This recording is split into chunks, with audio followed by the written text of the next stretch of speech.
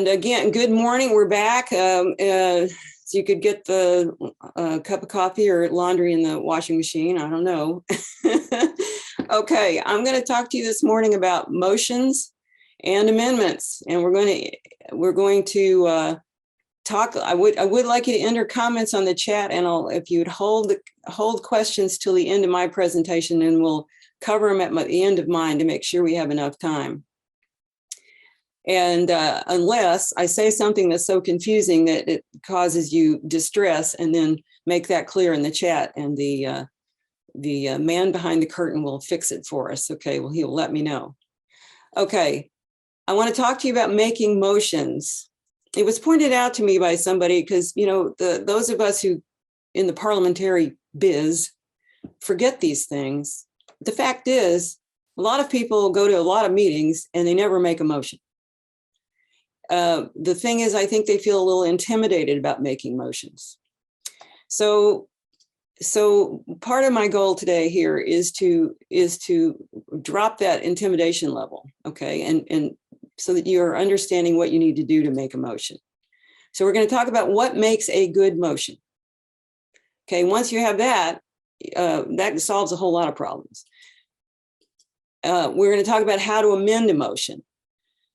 And there's rules, there's lots of rules. They make the parliamentarians very happy, but we're going to try to simplify that a little bit. And there's amending the bylaws. Well, if you know the first two things, it's pretty easy to amend the bylaws. We're going to talk about what you need to look for. Okay, let's just dive right in. Let's look at a motion. This motion is, I copied it from some city council minutes. I just opened up one of their minutes and copied it. And I thought, that is a great motion. I move that the city council adopt resolution 2202-107, a resolution ordering the preparation of a feasibility report for the 2023 street improvement project. Why is that a great motion? It makes us happy. Why is it a great motion? It's clear, it's concise, it's complete. Now, you obviously have to go to the resolution ordering preparation of that report, but the motion is very clear. There's not a lot of clutter in it. It's clear, it's clearly stated. So that's what you should be aiming for with a motion. And I really do think it's what scares people, standing up in a big meeting, especially in a big meeting, and sometimes in a board meeting. It can be a little intimidating. I move to do something. So let's talk about that. First of all, a motion's not just an idea. It may be a great idea, but it needs to be more than an idea, right? It needs to be a formal proposal. It needs to have detail in it. You need to, on behalf of your organization, you're making sure that you've got enough detail. This shows up in your minutes. It's a record of what your organization wants to do. So it's a formal proposal, which emphasizes, in fact, why it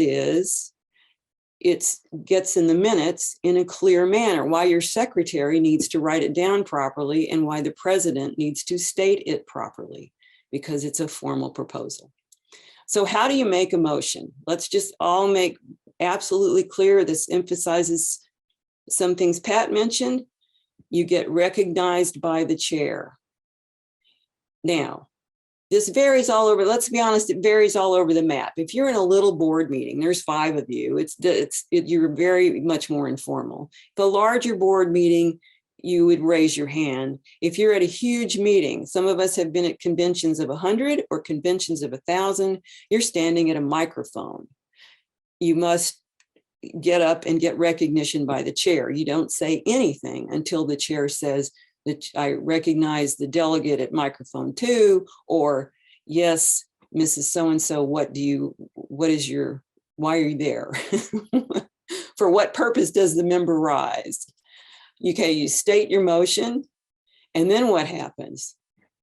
You wait. The chair states the motion. Why is that even, who cares? Why? because it needs to be clear to the people in the room what the motion is. It also needs to be clear to the secretary. So now there's no confusion about what the motion is. You wait for the motion to state the chair. And again, the larger the meeting, the more critical this is. But I will guarantee you that in a board meeting of more than about, oh, I don't know, 3 people, at least one of them will not know what the motion is. I promise you they won't. So that it's important that the chair state what the motion is. Okay. So it's clear so it's clear to everybody what it is. And then my cursor's arguing with me. Then you tell people why they need to vote for your motion. It's the best motion in the history of motions. It's such a wonderful thing to do that we need to do. Then you make your case for it. And the one thing I almost never see people do properly, to be honest with you, is they never say, please vote for my motion, or please vote for this motion. This is a good motion. It's not obvious to everybody in the room why they should vote for your motion. Tell them what you want them to do. It's much more persuasive than hoping they'll figure it out. Okay, main motion. It's clear, it's complete, it's concise. It's expressed in the positive. It's grammatically correct. Because if it's a grammatic mess, honestly, you're so confused, you don't know what's happening. It's as brief as you can possibly make it. And it's clearly identifies what you're going to do. All right, so I want us to look at some motions. Okay, are they pretty good? Are they in order? Are they relevant? Let's hope this works and hear this one. I move that we purchase a computer for the club secretary. Okay, what do y'all think about that one? You can do your yes/no things. Is this a pretty good one? This is okay, not too bad? What do you think? Yes or no? I can see some yeses. I can see some yes. Okay, I can see some yeses. And if you, okay, here's the thing. It's not a great motion because I think you would really want to say a little bit more about how you're going to spend, what you're going to spend, maybe when you want to have it, or maybe what kind of computer it is. But it's not the worst motion I've ever seen. Don't get me wrong. It's not bad, but it needs more detail. How about this one? I move that we purchase a computer for the club secretary. Sorry, let's do this one. Here we go. I move that we allow smoking at our convention in the school cafeteria. Okay. How about that one? Good motion, bad motion? What do you think?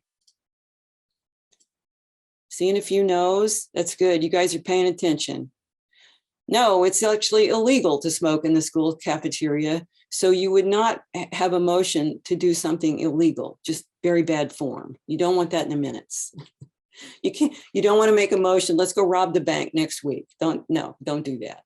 Right? Don't do that. All right, let's go to the next one. What about this one? I move that we count all of the bricks on the south face of the building. So counting the bricks on the south face of the building would be, I don't know, you could say it's a, yes, I'm getting some no's, like a colossal waste of time, like a frivolous or foolish motion. So you try not to make frivolous and foolish motions. Now here's another one. I move we consider a motion to purchase a computer. Okay, so the thing is, don't do that. Right? No, I'm seeing no's. You don't want to just, I want to like, now here's the, I need to take a tiny detour here, but I was in a meeting and I'm not going to tell you who it was to protect the guilty. But one of the board members goes, I move we discuss this. Okay, and it's not just like it wasn't a small board rules where you could get away with just having a discussion about something and shoot the breeze or like as if you're going to go have coffee. No, their rules actually specified that to talk about anything, you had to have a motion. And she was quite insistent that that was a perfectly great motion. Well, so you can imagine what the parliamentarian's doing, having serious issues because that's a complete waste of time, right? Either you're going to buy it or you're not. You don't talk about it in some vague way. You need a proposal about which to talk. Now, here's my little detour. I have a bunch of League friends out there, and League has a peculiarity at their convention every year. And this one is perfectly fine, but there is a motion to consider. And the reason for that is they have a series of proposals and they are voting on whether to move that proposal for complete discussion the following day. So there is a peculiarity in the League of Women Voters, but for the rest of most everybody in the world, you would never consider a motion. Okay. Okay. Now let's go to the next one. I move we affirm the purchase of the computer we bought last month. So I'm seeing, I think you guys are wonderful. I'm seeing all kinds of no's, like you, because that's why you're here, because you've heard a motion like this. Like, oh, let's vote again to just make sure that everybody knows this wonderful thing we did, or sometimes it's this wonderful thing I did, and I want it repeated in this month's minutes. Anyway, no. It's an out of order motion. You don't need to affirm anything that you've done before. You've done it and you're done. That's the good news, you're done. So unless you want to rescind the motion, you don't need to talk about it again because you're off doing whatever you need to do with that motion. Okay, how about this one? We're going to talk about, is this a good motion or not? I move that because the presenter did such a good job, the presenter be given a piece of candy. What do you guys think? I'm seeing no, no's. I'm seeing no's. Oh, I like that. Okay. Right. Excellent.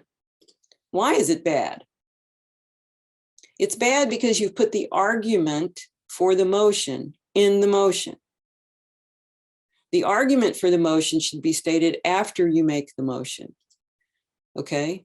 The motion should be, I move that the presenter being given a piece of candy.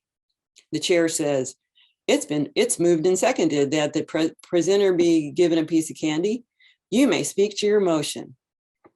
And then you say, that presenter is so wonderful. I just think that we should give him a piece of candy, right?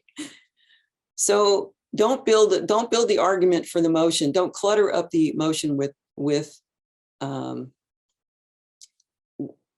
your arguments for doing it.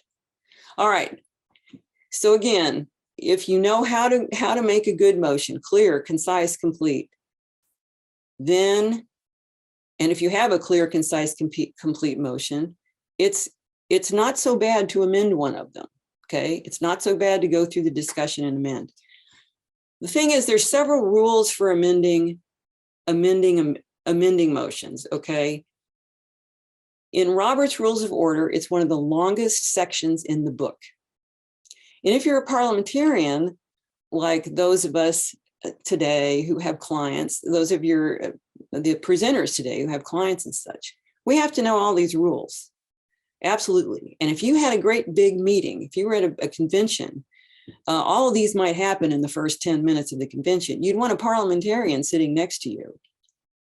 Trust me on that one. But in terms of what most of us need to know to get through a normal board meeting or a normal member meeting, you don't need to memorize 26 pages in Robert's Rules of Order. You can keep this in mind, but the important things I want to emphasize for you is, keep in mind there are some rules, because there are ways that you could amend a motion that would be out of order. That's why the parliamentarian is a help to you. But you need, the two important rules really are this: it relates to the main motion, and it's clear. It's clear. So you want to make an amendment clear. And you want to keep it related to the main motion. So what is that? And what's the word we use when we're saying that? It's germane. It's germane to the main motion. So let's look at that. All right. So how about this one? I move that the club purchase a computer. That's our not really great motion from before. It's okay, needs a little detail, but let's say you're going with it because you all agree what kind of computer and you know how much money you have in the budget. You're good. Okay. I move to amend, Madam Chair, I move to amend by adding and have a party next month. All right, is that a good amendment? It is not a good amendment. Why? Because it has nothing to do with purchasing a computer. It's not germane. Now, the chair rules on that. So let's say your chair, well, what the chair should say is, okay, thank you for that. Thank you for the amendment. However, that amendment is ruled out of order. It is not in order at this time. Okay, that's a way to calm everybody down. All right, but let's try this one. I move we paint the walls red. And now somebody stands up and says, well, I move to amend that motion by adding and the ceiling pink. Okay. Now, one of the criteria for establishing if an amendment is germane is, can it stand by itself? So it relates to painting the room, so is it germane? And it's pink, I'm painting the ceiling pink, which is a shade of red, so maybe is that germane? The chair can decide this. The chair can say, you know what, I think it's germane. I think painting, I think the wall is the ceiling is also a wall. So I think that painting the ceiling is germane. Or frankly, a really smart chair will say, you know, I'm not so sure. Why don't I let you decide? Why doesn't the assembly decide? Those who think this amendment is germane say aye. Those who think this amendment is not germane say no, and you take a vote and you let the assembly decide it. It's a very good way to handle it because obviously, as you all know out there, it's never quite this simple. It's never quite this simple. You've got something that you're thinking, I don't know if that's germane. So if you're the chair and you're thinking that, ask the assembly if there seems to be confusion. It's a way to calm everybody down, and they'll generally come to a good conclusion. And you haven't made anybody mad because why? Because you took a vote, you followed the democratic process and took a vote. Okay, how about this one? I move that our main project for the coming year be the establishment of a regional library. Now, let's amend that one. Let's cross out regional. I move, Madam Chair, I move to strike regional and insert Nisswa. I picked Nisswa because I love saying Nisswa. For those of you who don't live in Minnesota, it's a little resort town in the Central Lakes region, and it's just the cutest place.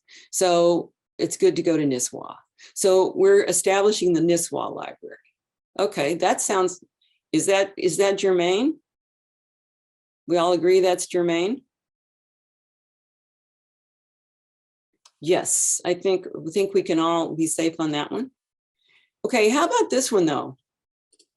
I move that our main project for the coming year be the establishment of a community art center. Is this germane?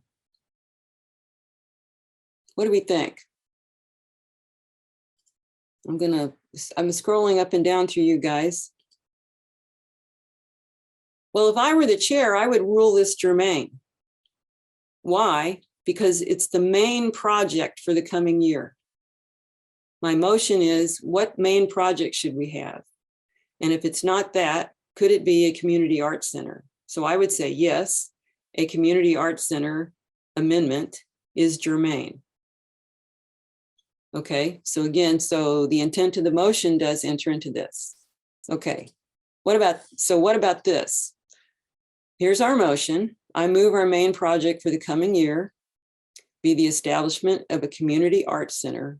And you're out in the meeting and you're thinking, man, I don't like this. And it's not enough.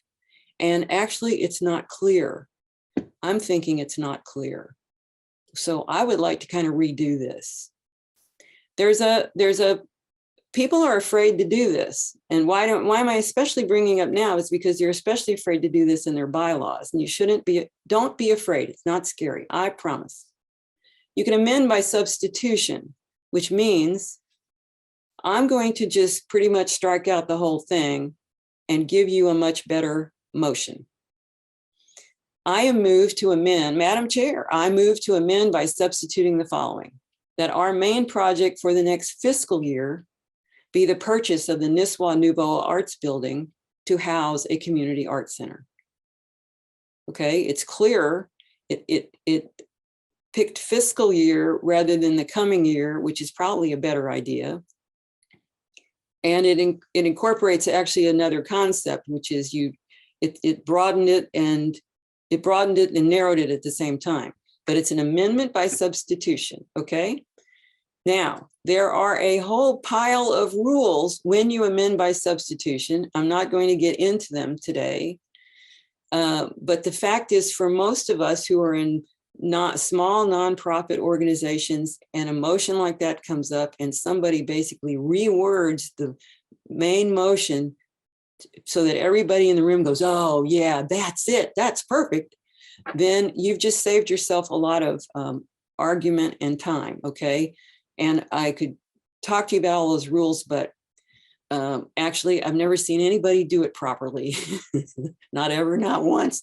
So that's true confessions to my other parliamentarians, but that's just how it goes. Okay, now, so here's another one. Here, let's say you're on your community, a community foundation board. And that in a community foundation, what I mean is you have money that you're able to give away. So you're heading to your board meeting and you have a great idea. I move that we establish a scholarship fund for high school graduates entering the healthcare field. It's a great idea, but here's the problem. It's just an idea. It doesn't have sufficient detail. And those of you who have been on any kind of foundation board know that there's rules in terms of how much money you can spend per year. There's actually requirements, how much money you can spend per year, that kind of thing. So you would need to know that for such a motion, right? So here's our motion.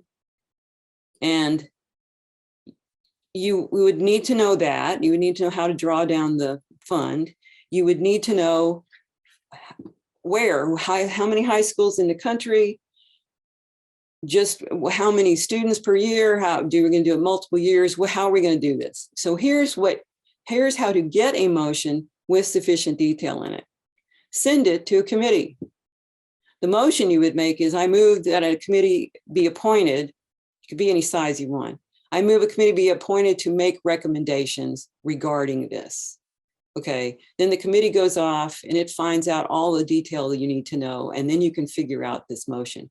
I would strongly discourage people from trying to do it in a board meeting or at a big meeting, right? Because that means your whole board has turned into a committee, and you usually don't have time to do that. Don't be afraid to do that, right? And just wait a month and do it correctly. Okay, that brings us into bylaws. And I'm trying to make sure I'm good on time, because I would like to I want to talk to you about bylaws, and I want to do a poll. But Lucy?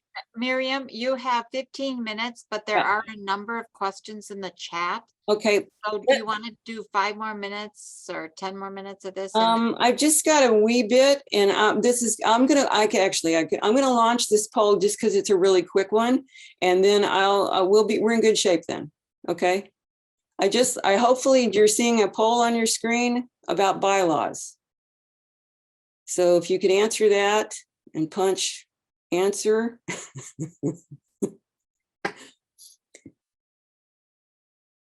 And we'll see how many of y'all participate.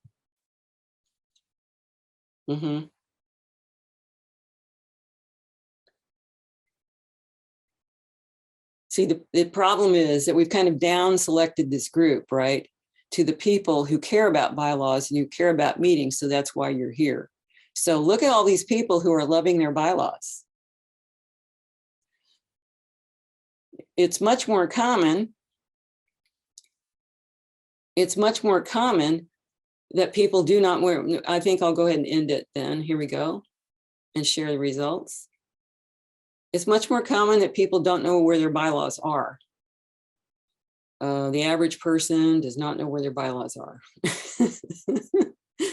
Okay, thank you for all your bylaws lovers out there. All right, you're gonna love this. Okay, let me get this off the screen here if I can do that. One moment. Okay. All right, bylaws. Why are bylaws? So I'm preaching to the choir here. Bylaws are a contract. Robert Vokes is going to handle a lot of some of this in his presentation, but it's important enough to emphasize. They're a contract between the organization and the state that you're incorporated in. They're a contract between the officers and the members. Following your bylaws is one of the fiduciary duties of directors. Now, the fact is the Attorney General of your state or the equivalent of that in Canada is not going to come after you and drag you off to jail. But you can get in trouble for not following your fiduciary duties. And definitely following the governing documents is one of those duties. So let's talk about good bylaws. What are they? Much like a good motion, they're concise, they're certain, and they're unduplicated. What's that mean? You don't repeat stuff over and over in the bylaws. You make it clear, you try to mention things once, and you just don't make them complicated. So let's talk about amending the bylaws.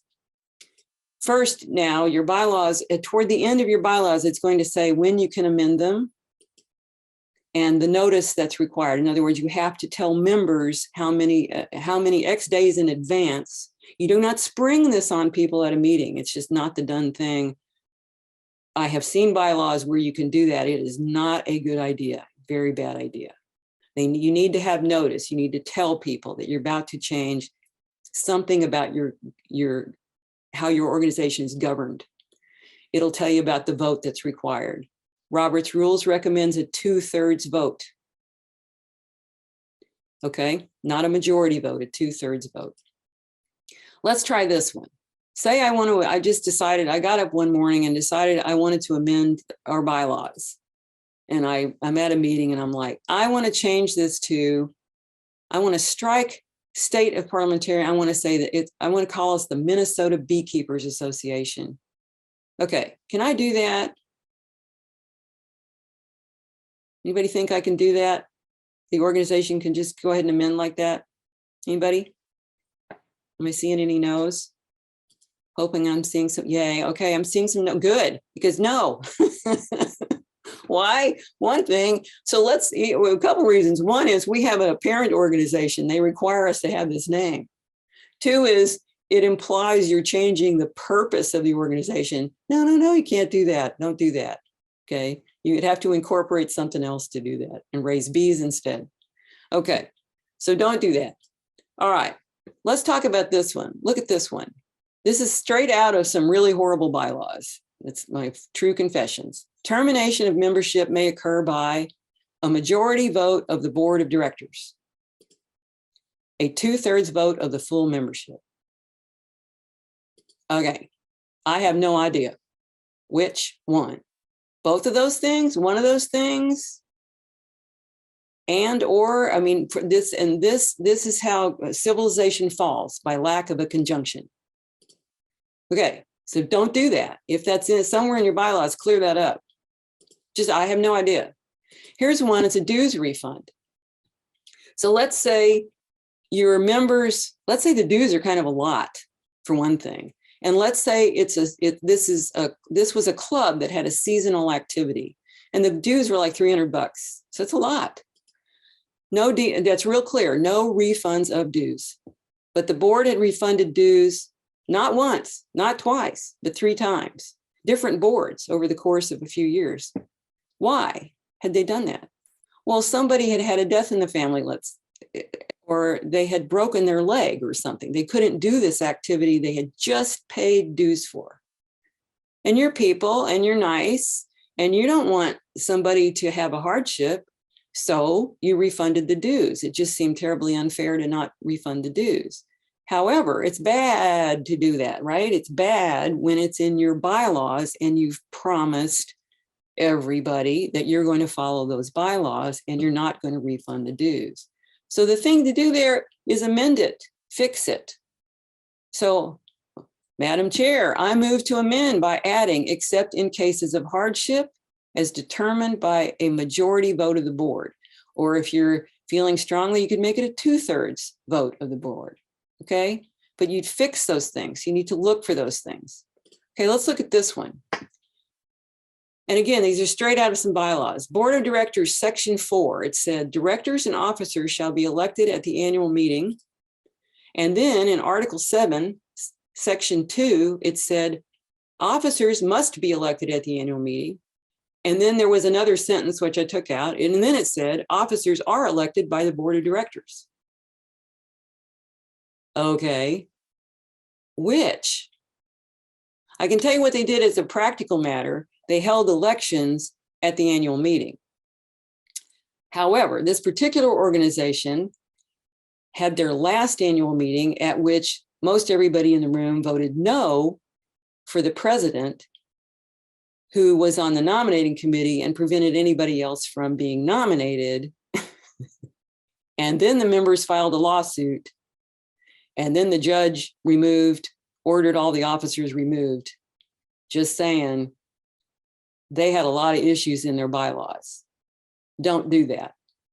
This was just illustrative of the confusion that they had. And on top of which, the language is all over the place, right? They shall be elected, they must be elected, they are elected.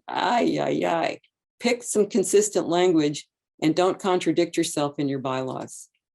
Okay. So you just I would have amended the simplest thing, just strike this one because they weren't doing it anyway. Just strike that phrase, officers are elected by the board of directors. Okay. All right. Then it would just read, Section 2 would just read, they're elected at the annual meeting. Everybody's happy. Your bylaws are consistent. Okay, a main motion. That's all I've got, folks. Before I review us what we did here, my commercial is, don't be afraid to amend your bylaws. Don't be afraid to cross off a whole section and reword it. Just check to see where else in your bylaws you're affecting, that language is affecting something else so that you don't contradict yourself. And all of us who are parliamentarians see this all the time. That's why we end up being hired by somebody. So you would be taking work away from us if you would just fix your bylaws, okay? So a main motion, remember, is expressed in the positive, it's grammatically correct, it's as brief as possible, clearly identifies the proposed actions. Clear, it's concise, it's complete, okay? Writing a good motion is not easy. Don't let anybody tell you it is. I would be the last person to tell you it is, and that's why you should do it in advance if you can. And you should give it to the chair in advance. It's perfectly, call up the chair and say, I need to make this motion. I don't know how to word this motion. What do we do? If you're the chair of a board, encourage your members to do that and not spring it on you halfway through the meeting. Spring it on you and the secretary halfway through the meeting so you don't know what's going on. Okay? An amendment needs to be clear.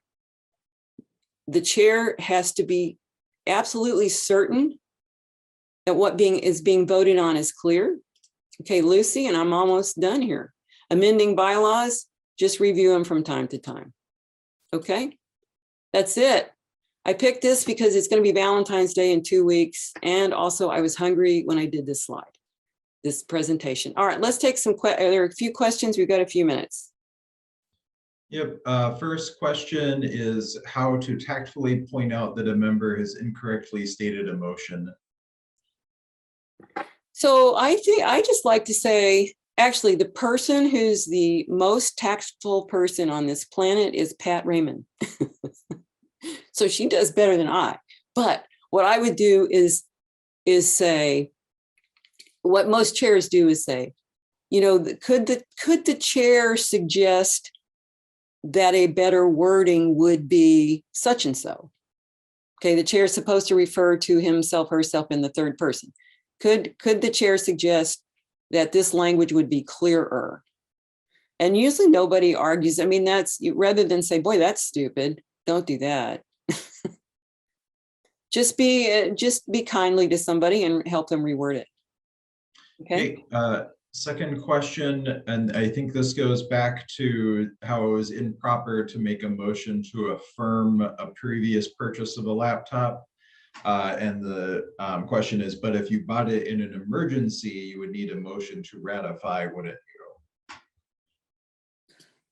Right, that could happen. Absolutely, that could happen. You might need a motion to ratify. So everybody's clear on that. It means the board had to take some kind of emergency action. And then the next thing you do is I move that's in the rule. It's certainly in Robert's rules, and some organizations have those rules. I was just at a meeting of some folks who any board vote required ratification required a 2/3 vote.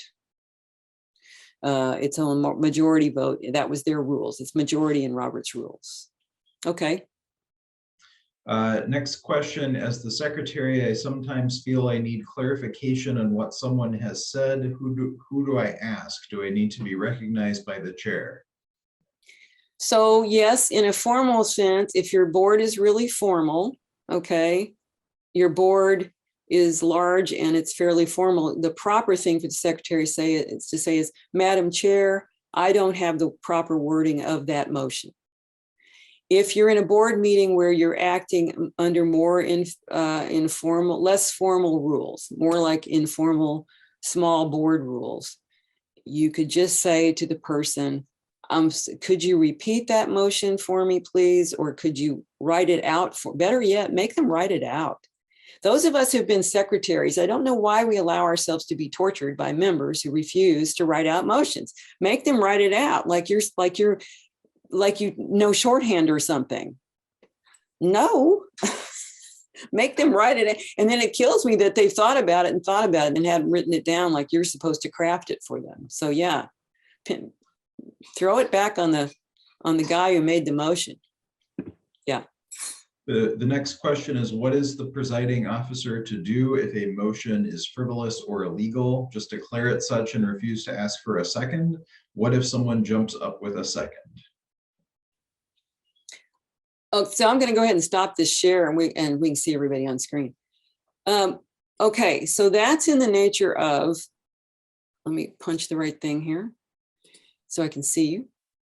That's second or no, the chair is up there in the front of the room so that the chair can say that motion is not in order. Whether there's a second or not, it's kind of irrelevant. If it's just a frivolous motion, it's a contrary to your rules, contrary to, so I can't think of an example at the moment. The chair should rule it out of order. Now, let's say the assembly does not like that, especially the person who made the motion won't like that. So the person who made the motion, what they're supposed to do is go shoot up out of their chair, big meeting. Madam Chair, I appeal the decision of the chair. That requires a second. Okay. Now, then let's say the person doesn't know what to do, because most people don't know about appeal the decision of the chair, which requires a majority vote. In other words, you put it to the assembly. Is the chair correct or is this guy correct? You tell the assembly to decide. So let's say this person rose up, Madam Chair, point of order. You can't do that to me. I'm the founder of this organization and I give it a lot of money and you have to do whatever I want. that's, you could take that in, if you were the chair, I would take that in the nature of an appeal, and I would put that to the assembly and let them vote no. No. And then I see Lucy's hand up, so I wonder if You she's done? reminding us about time. Yep, we're 4 more minutes, Luce. Actually, it is time. It's now 10:16. I beg your pardon, everybody. So we're gonna have time at the end, and actually, if we'll see if we can answer a few questions in the chat in writing too. So we can do that too. So look for that.